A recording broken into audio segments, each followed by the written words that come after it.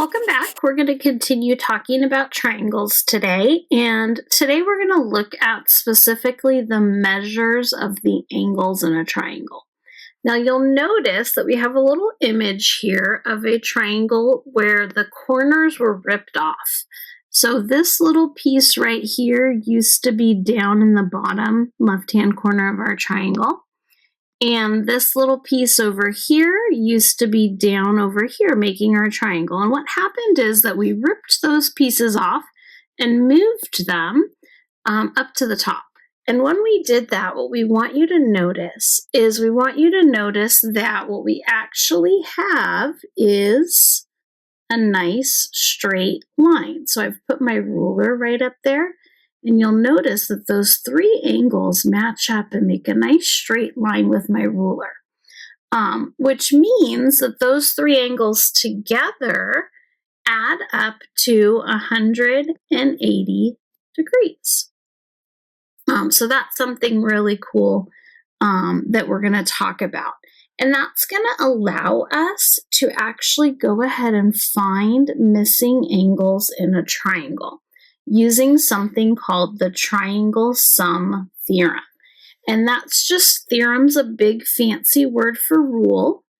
That means if I look at a triangle and I add the three angles together, so I add that blue angle and this blue angle and this blue angle, if I add those three numbers, they always add up to 180 degrees. That's Triangle Sum Theorem. So we're going to use that to solve some problems today. Okay, so here's the first triangle that we're going to be looking at, and as we can see, we have a triangle who has two of the angles labeled. We know that this angle here is 73 degrees, and we also know that this angle over here is 44 degrees. But what we don't know is we don't know the measure of this angle labeled P. So what we're going to do is we're going to use Triangle Sum Theorem to figure out the measure of that angle. And we're going to do it by also using formulas. We want to keep practicing those pre-algebra skills. So we know that if we add the three angles together, remember that we had torn this off and plugged it in up there. So if we add 73 plus this angle here, if we put that right up there, 44, plus our unknown angle, we would get a nice straight line, P.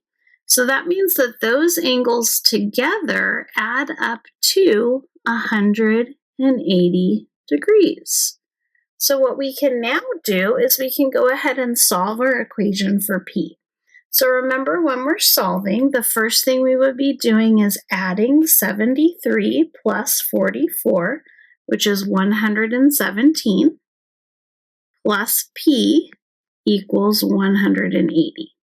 Then we would be subtracting 117 from both sides, practicing solving our equations. And when we do that, we get 63 degrees. So angle P is 63 degrees. Now, Triangle Sum Theorem can also work when we don't know more than one angle. So we're going to look at a couple more examples. Okay, so looking at this triangle here, this time two of the angles are missing. But we're noticing something about the two angles is that they're both labeled T. So we're going to use that same strategy we just used by writing an equation. So we know T plus 62 is equal to 180. So now our equation is just getting a little more complicated. We need to combine the two t's together.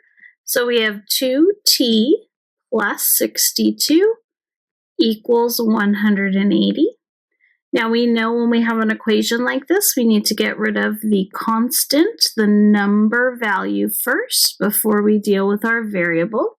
So we have 180 minus 62, which gives us 118 equals 2t.